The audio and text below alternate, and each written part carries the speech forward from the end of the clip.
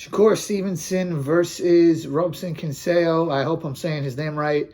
We got a fight this Friday night on ESPN. I wonder why they even did it on Friday night. Probably because they had the college football on Saturday night, so they had to, find the slot, which just kind of shows you the state of boxing in America right now.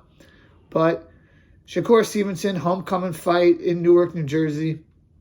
And when it's a homecoming fight, I feel like you not only want to win, but you want to make a statement. So Stevenson, he's a great boxer, but he's always kind of had that critique on him that he doesn't get people out of there. He doesn't knock people out.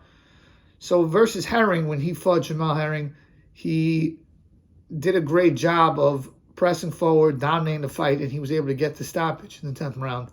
Then he fought Oscar Valdez, who had beat Conseico, and he beat him, UD. Valdez is a tough guy to stop, but he dominated him the whole fight. And what I like about Shakur is he's really, fixated on cleaning out the 130-pound division.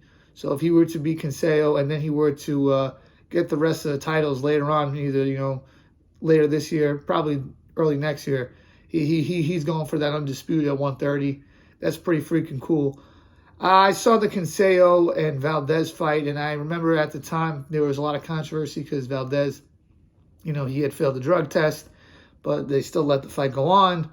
It was kind of like, it wasn't against the commission rules, but it was against WBC. I don't remember exactly, but there was some technicality why the fight went on.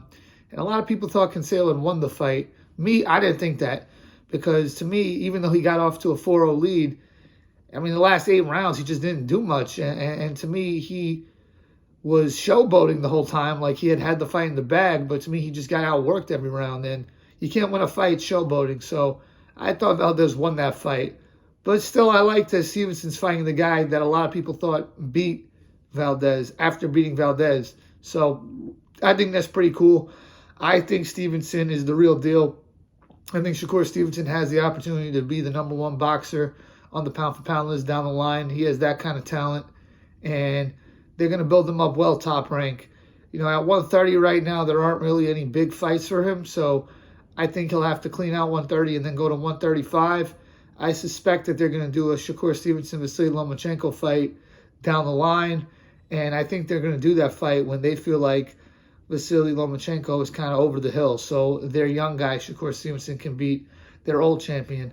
As Paulie Malignaggi said in his interview that he did with Shakur Stevenson, he said what Top Rank does a very good job of is they make it where their old star, they let him fight the new star, so the new star can beat the old star and then take place from the old star. So I think that that's a move, and I think that's what they wanted to do, Top Rank, when it was Manny Pacquiao and Terrence Crawford, where Terrence Crawford, he was the young guy, and they wanted him to fight Pacquiao, and then if he were to beat Pacquiao, he would become the new guy, but the fight never happened. So I look at it like that.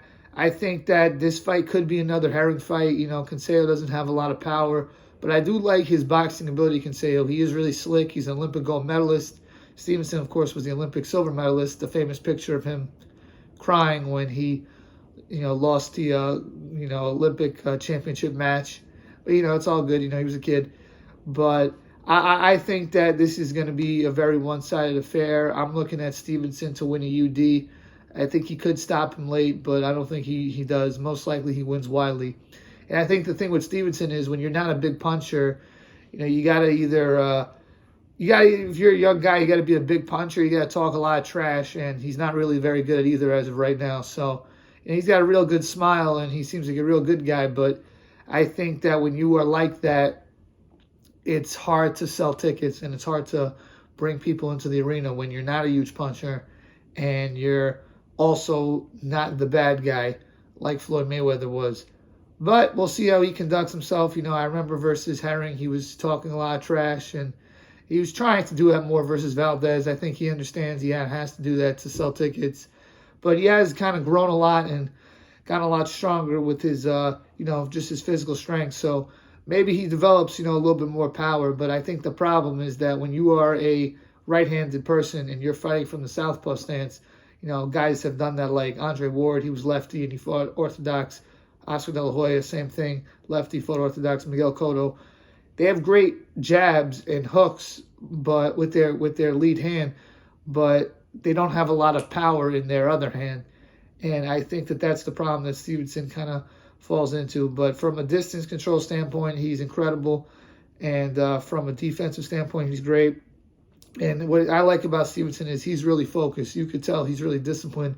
He lives a lifestyle, and he wants to be one of the greatest. So, he's already saying that he would beat Lomachenko, and he's already saying he wants the big dogs, which I respect so much. But right now he's at 130. He's fighting Conseico. He's got a fight Friday night, and I'm looking forward to it. I think he wins UD widely.